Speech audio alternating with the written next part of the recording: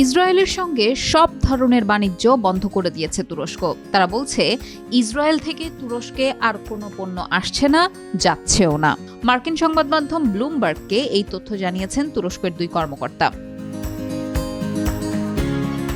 সম্প্রতি ইসরায়েলি পররাষ্ট্রমন্ত্রী Israel Katz তুরস্কের প্রেসিডেন্ট রিসেপ তাইয়েপ এরদোগানের বিরুদ্ধে একটি পোস্ট করেন সামাজিক যোগাযোগ মাধ্যম এক্সে।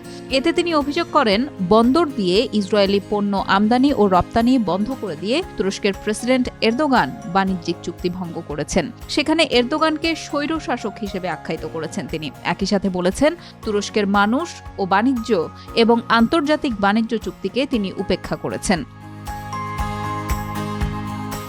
এদিকে তুরস্ক বাণিজ্য বন্ধ করে দেয়ায় বিকল্প খুঁজতে শুরু করেছে ইসরায়েল। অন্য দেশগুলো থেকে পণ্য আমদানি এবং স্থানীয়ভাবে পণ্য উৎপাদনের জন্য সরকারি প্রতিষ্ঠানগুলোকে নির্দেশনা দেওয়া হয়েছে ইতোমধ্যেই। ইসরায়েলের পররাষ্ট্রমন্ত্রী বলেছেন, শক্তিশালী ও ভয়ঙ্কর অর্থনীতি হিসেবে আবির্ভূত হবে ইসরায়েল। অন্যান্যরা হারবে আর তারা জিতবে।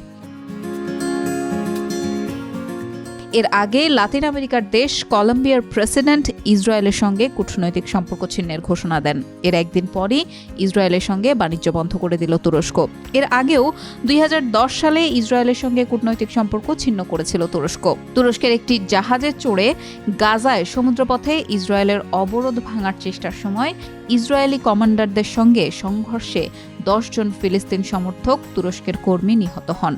এরপরেই সম্পর্ক ছিন্ন করে দেশটি। পরে 2016 সালে সম্পর্ক পুনরুদ্ধার হয়। এখন আবারও ছিন্ন হলো দুই দেশের সম্পর্ক।